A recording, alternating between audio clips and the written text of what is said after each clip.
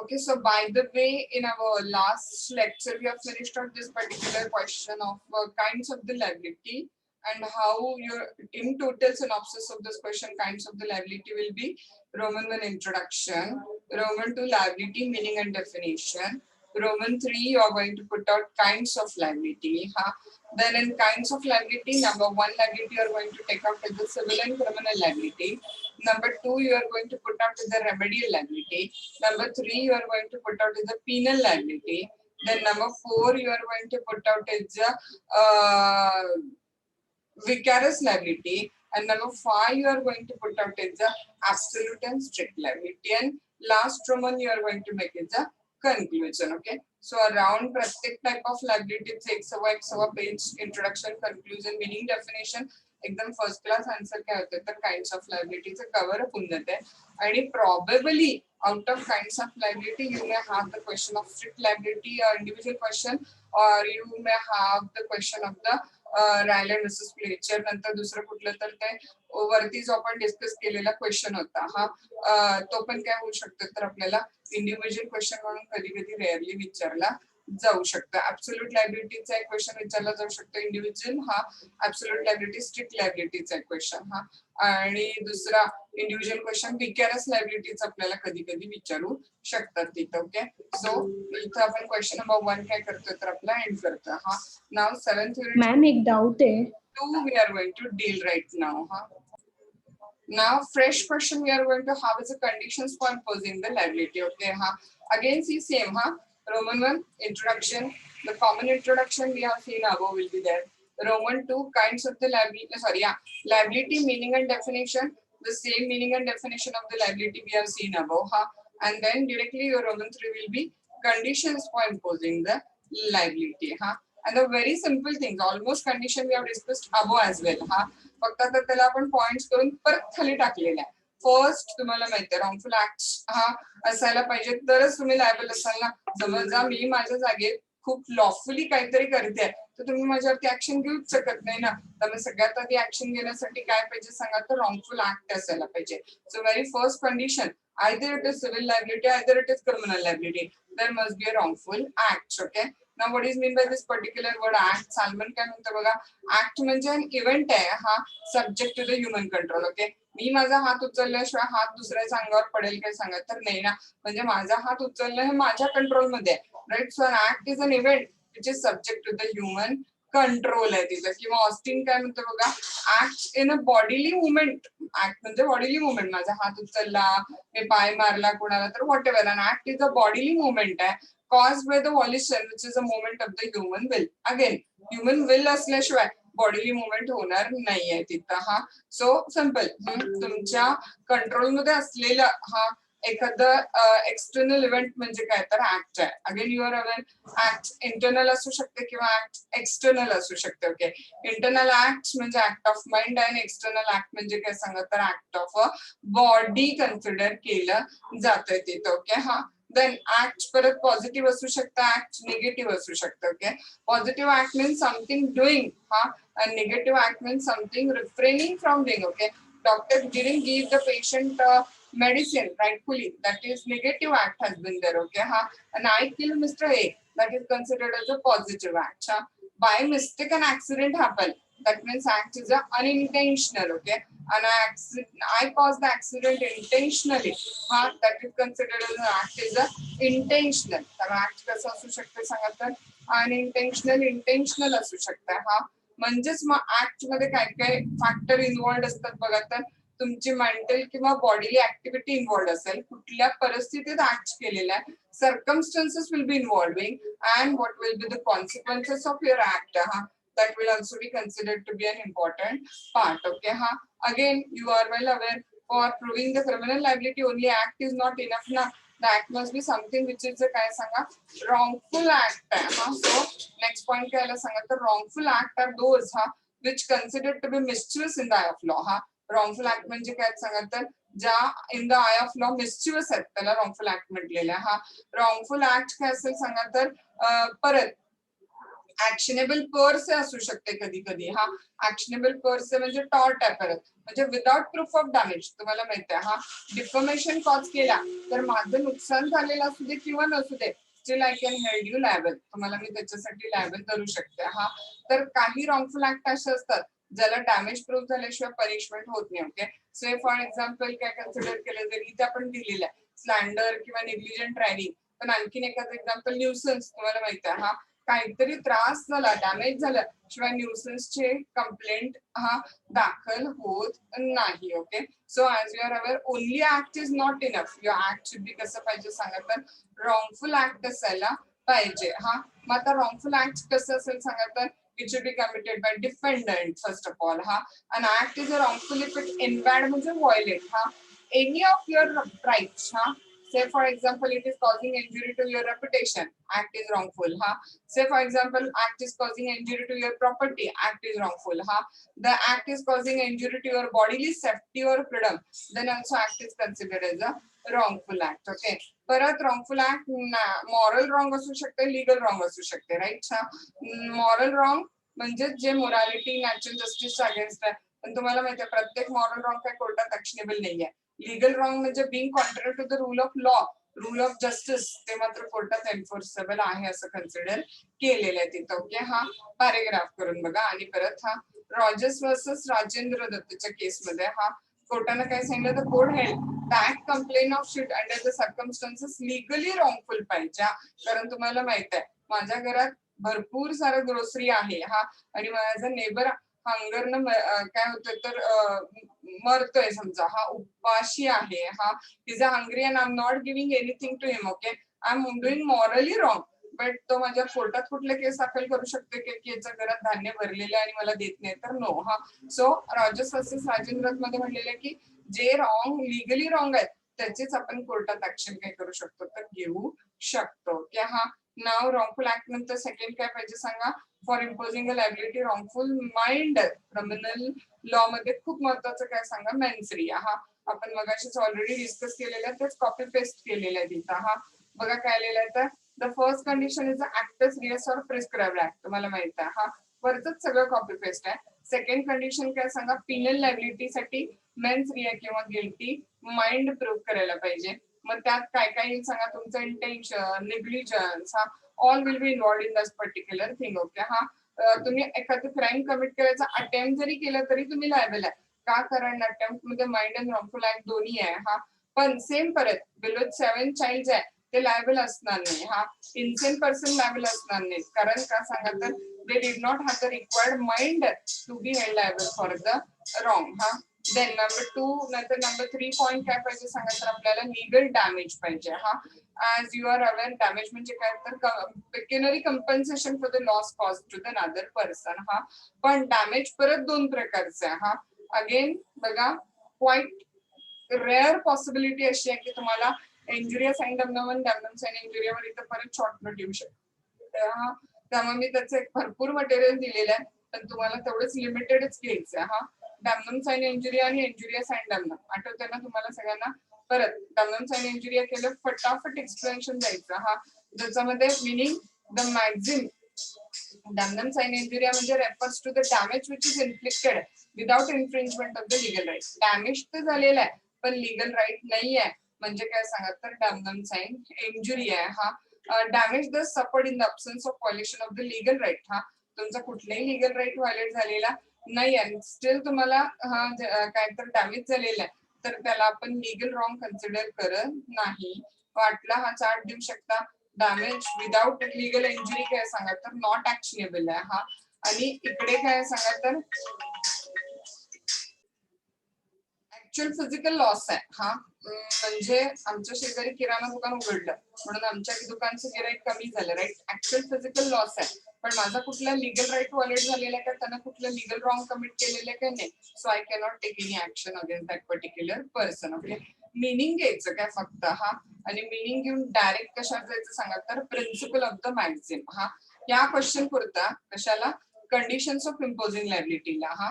where there is no infringement of the legal right. Legal right violate झालेला नाहीये, तर mere fact of the harm or loss form an act or omission will not render such act or omission wrongful even though such a loss काय सांगत तर substantial किंवा irreparable असला तर. In all simple हा damage the suffered without violation of the legal right is called as a damnum sine injuria त्याला consider केलं जातं. Okay, so plaintiff must proof काय प्रूफ करायला लागेल सांगा त्याला लीगल इंजुरी. हा देर आर मेनी ऍक्ट जे हार्मफुल जरी असले तरी ते रॉंगफुल नसतात का, कारण तिथे लीगल इंजुरी कॉज होत नाही. Okay, and just go for one case law only. हा ग्लाउस्टर ग्रामर स्कूल केस लगेच एवढे तीनच पॉईंट मिनिंग, प्रिन्सिपल आणि केस लॉ. हा तुम्हाला माहिती आहे डिफेंडंट एक स्कूल मास्टर होता, त्यानं प्लेंटिफच्या बरोबर साईडला प्रायव्हेट स्कूल काय केलं तर बनवलं. हा आणि त्यामुळे काय झालं सांगा तर प्लेंटिफच्या स्कूलची मुलं flocked to the defendant school. हा आणि त्यामुळे प्लेंटिफला लॉस झाला तिथं कारण he file the suit for a डिफेंडंट.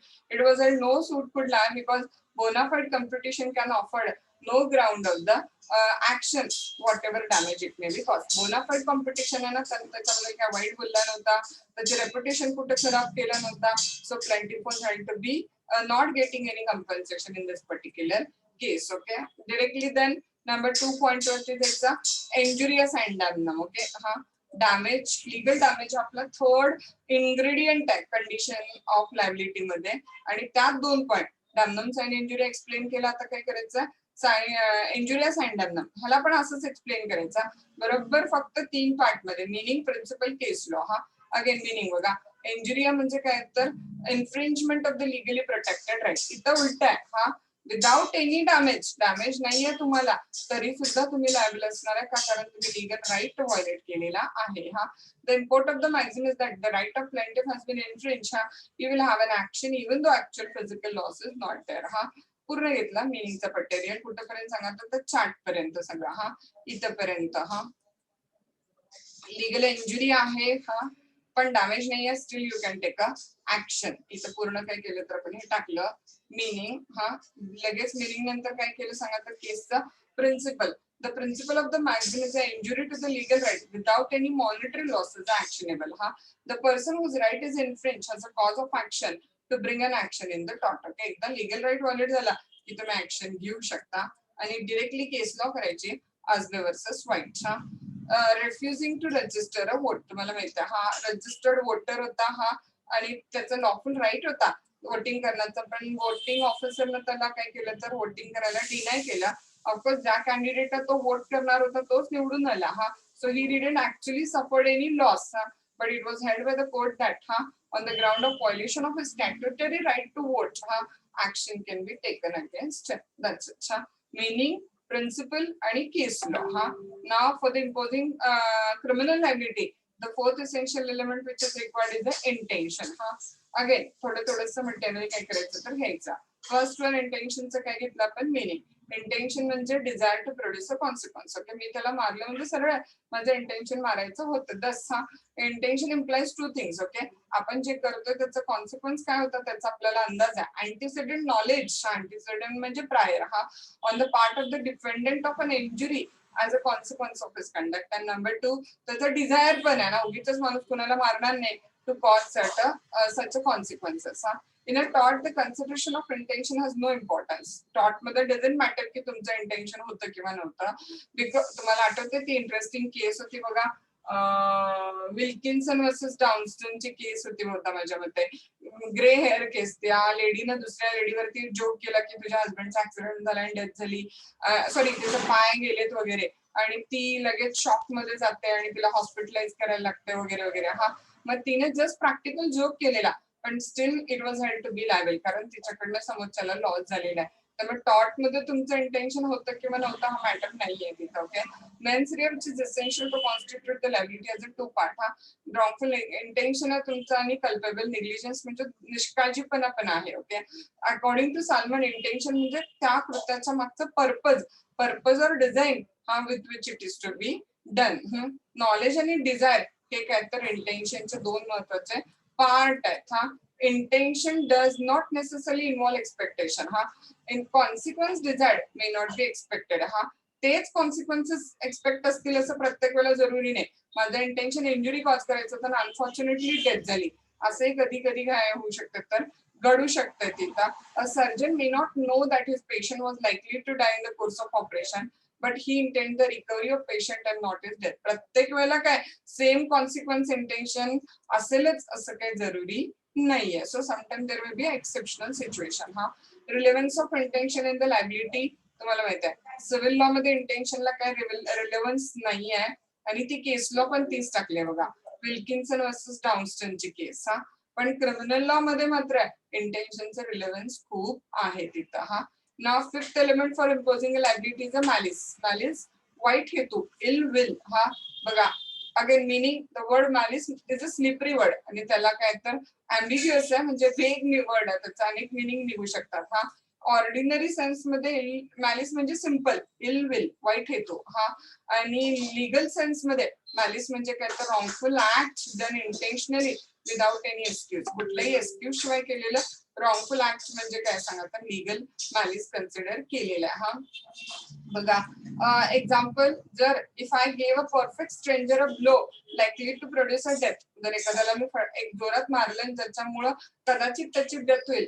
दोन गोष्टी असतील की नाही एकतर मी वेडी असायला पाहिजे मला कळत नाही मी काय करते नाहीतर मग स्ट्रेट फॉरवर्ड आहे उगाचच कुणाला तुम्ही माराल काय नाही म्हणजे तुमचं स्ट्रेट फॉरवर्ड इंटेन्शन होतं तसं करण्याचं. हा I do it out of malice because I do it out of intention and without any just cause or excuse. हा बघा आता relevance of malice in tortious liability. हा मग त्याच्यामध्ये दोन पार्ट होतात मॅलिस इन फॅक्टचं किती व्हॅल्यू आहे आणि मॅलिस इन लॉचं किती व्हॅल्यू आहे. हा मॅलिस इन फॅक्ट बघा a lawful act does not become unlawful merely because it is done with a bad motive or malice. हा व्हेरी क्लिअर आहे की तुम्ही एखादी गोष्ट लॉफुल केलेली आहे पण ते किती वाईट हेतूने केलेलं असलं तर ते अनलॉफुल होणार नाही. I have given you many time an example. हा की my neighbour start the grocery shop with a very bad motive of making an impact on my customer but still I can't take any action. का सांगा कारण त्याचा act कसं सांगा तर lawful आहे आणि त्याच्या वाईस हा विल्किन्सन वर्सेस डाउनस्टन. हा good motive is no justification for a act otherwise illegal. जे तुम्ही इलिगल केलेलं आहे त्याला तुमचा वाईट मोटिव्ह नव्हता हे जस्टिफिकेशन होऊ शकत नाही. ओके. हा त्यामुळे खाली बघा मॅलिशियस मोटिव्ह मुळे हा बॅड केस फक्त काय होईल तर वर्स्ट होईल पण मॅलिशियस मोटिव्ह मुळे जे अनलॉफुल आहे ते लॉफुल होणार नाही आणि जे लॉफुल आहे ते अनलॉफुल होणार नाही. ओके. हा पण काही टॉर्ट आहेत की ज्याच्यामध्ये मॅलिस महत्वाचं आहे. ओके जसं डिफॉर्मेशन बदनामीमध्ये अर्थात वाईट हेतूनच बदनामी करतात ना त्यामुळे तिथे वाईट हेतू शब्द महत्वाचा आहे. हा मॅलिशियस प्रॉसिक्युशन म्हणजे मुद्दामून खोटी क्रिमिनल केस टाकलेली आहे. हा wilful damage to the property शब्दातच विलफुल आहे बरोबर. हा आणि मेंटेनन्स सुद्धा आता ड्रॉप करून टाका. स्लॅन्डर ऑफ द टायटल म्हणजे नावाची बदनामी केलेली आहे. स्लॅन्डर म्हणजे तुम्हाला माहित आहे ओरल बदनामी करतो त्यावेळेला त्याला काय म्हणतात तर स्लॅन्डर असं कन्सिडर करतात. हा आणि मग मॅलिसला famous case Mayor of Bradford Corporation versus Pickles. हा आठवतं डिफेंडंटनं काय केलं सांगा तर जाणीवपूर्वक एक विहीर आपल्या जागेत खणली जेणेकरून त्याच्या नेबरची विहीर ड्राय अप व्हावी आणि अकॉर्डिंगली झालं पण तसंच डिफेंडंटनं विहीर संक केल्यानंतर नेबरची विहीर काय झाली तर वेल काय झाली तर ड्राईड अप झाली. हा इव्हन तो त्याचा बॅड मोटिव्ह होता डिफेंडंट हा will not be held liable. का सांगा कारण त्याने स्वतःच्या ओन लँडवर वेल संक केलेली आहे ना त्यामुळं काय झालं सांगा तर इट वॉज हेल्ड की मॅलिशियस मोटिव्ह जरी होती तरी there is not amount to injury or legal wrong कारण त्याने त्याच्या जागेत काय केलेलं आहे तर वेलला सिंक केलेलं आहे तिथं. हा नाव मॅलिस इन लॉ म्हणजे स्ट्रेट फॉरवर्ड आहे. If I am doing something wrongful act to another without any cause without any excuse हा तर स्ट्रेट फॉरवर्ड आहे की I be guilty of the malice because I have told you there may be two reason. एक तर माझं malice आहे किंवा दुसरं रिझन म्हणजे काय सांगा तर मी ते ऍक्ट जे काय कमिट करते तिथं हा मी वेडी आहे. हा I mean insane I minor etcetera असा एक्सक्यूज असेल तरच तिथं हा I may not be held liable तिथं. ओके देन नेक्स्ट एक पॉइंट काय टाकायचं सांगा तर ह्याच्यामध्ये आता पुढचे 2 पॉइंट ऍडिशनल फक्त मेन्शन करून ठेवा जे वरती गेलेले आहेत. हा एलिमेंट ऑफ लायबिलिटी मध्ये आता आपण कितवा एलिमेंट टाकलेला बघा फिफ्थ एलिमेंट टाकलेला मॅलिस. तुम्ही सिक्स्थ एलिमेंट त्याच्यामध्ये टाका एलिमेंट ऑफ लायबिलिटी मध्ये ऍब्सोल्यूट लायबिलिटी. सिक्स्थ एलिमेंट टाका ऍब्सोल्यूट लायबिलिटी फक्त एक पॅरेग्राफ लिहायचा जास्त काही नाही. सेव्हन्थ एलिमेंट टाका विकॅरस liability.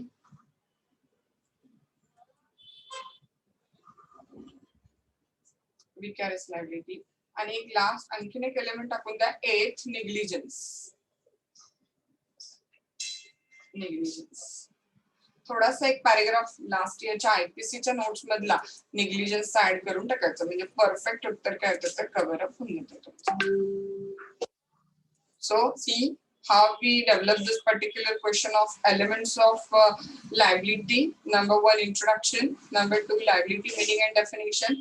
Number three, elements of the liability is the point you are going to put out. And in the elements of liability, very first, wrongful acts. Then second point you have gone through, that was wrongful mind. Then the third point after the wrongful mind, which you have put out, is a legal damage. Then fourth point for imposing a liability, which we have put out after the legal damage, is an intention. After intention, fifth point you have put out is a malice.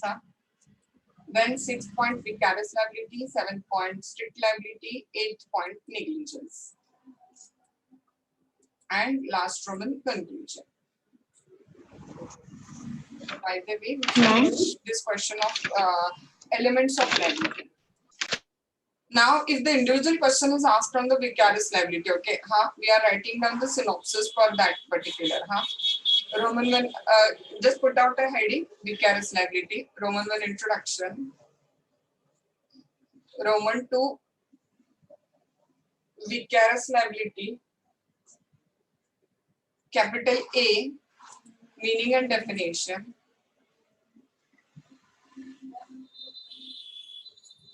Capital B, modes of acquiring vicarious liability.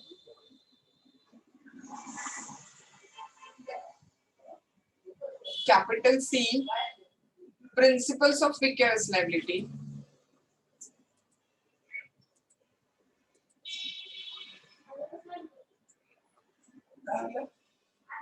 Capital D, liability arising out of special relationship.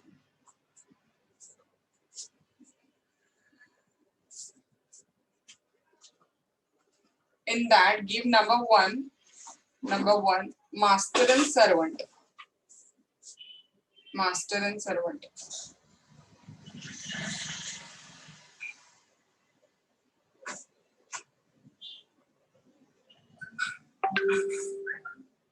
Master and servant. In that small a, who is servant?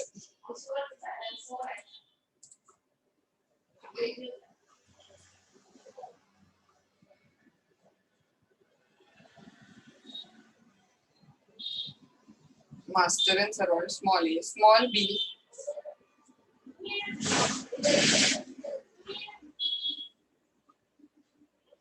Small b, kinds of the liability between master and servant. Kinds of the liabilities between master and servant. Kinds of the liabilities between master and servant. Small c, when master is liable to third person. When master is liable to third person. When master is liable to third person for torts of his servant. For torts of his servant. Number one. Okay, number one.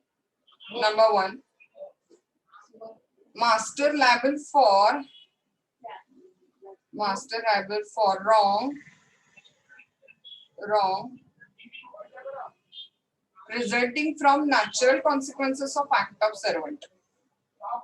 Master liable for wrongs resulting from natural consequences of act of servant.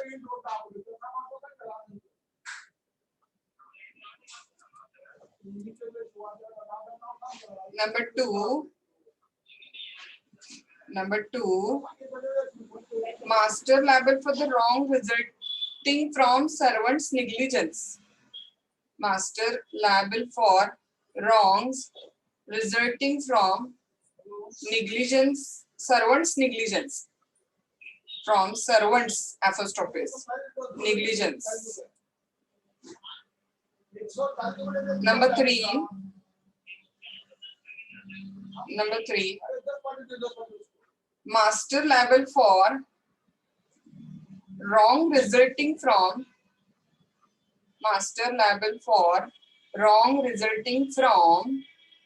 servants excess or mistake of lawful liability. Excess or mistake of lawful liability.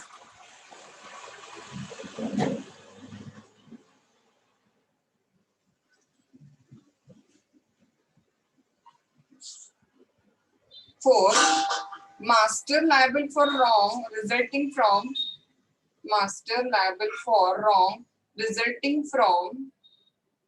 servant's willful wrong.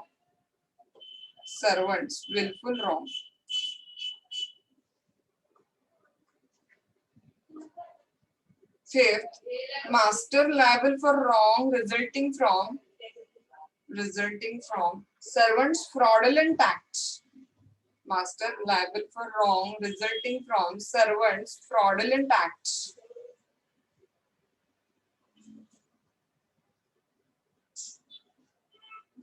Sixth, master liable for wrong due to servant's criminal acts.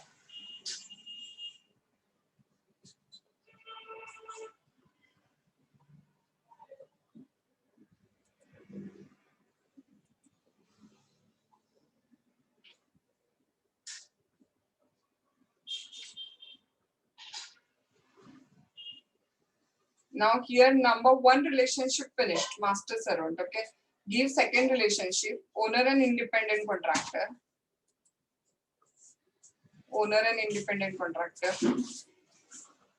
Third, principal and agent. Fourth, company and director.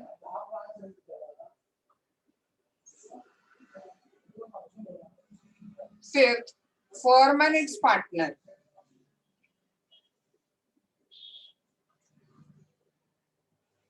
Capital Roman 3, conclusion. Capital Roman 3, conclusion.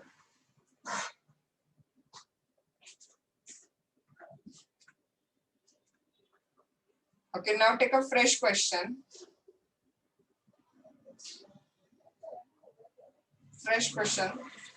Strict and absolute liability. Roman 1, introduction. Roman 2, strict and absolute liability. Dash, meaning and definition.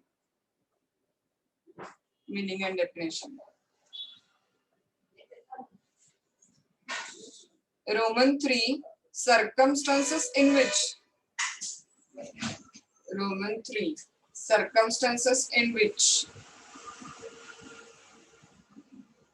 strict and absolute liability arises. Circumstances in which strict and absolute liability arises.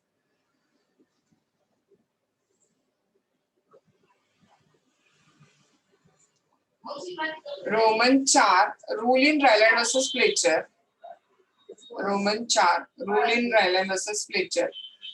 Into bracket,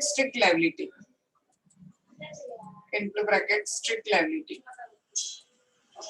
Capital A, Ryland versus Fletcher dash facts. Capital B, Ryland versus Fletcher dash judgment.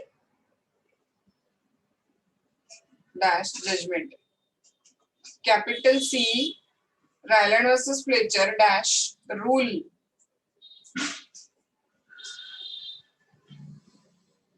Capital D, Ryland versus Fletcher dash essentials of rule.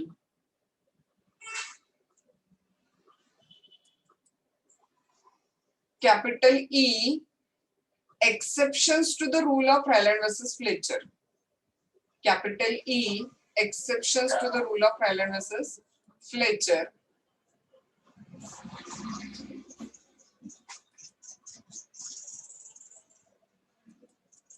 Ryland versus Fletcher. Roman change now. Roman change. Application of the rule of Ryland versus Fletcher in India. Application of the rule of Ryland versus Fletcher in India. In India. Into bracket rule of absolute liability. Into bracket rule of absolute liability. And in last Roman change conclusion. Conclusions. Okay. So by the way, synoptically आपला हा unit number 7 इथे काय झालेला तर end होतोय. तुम्ही 2 days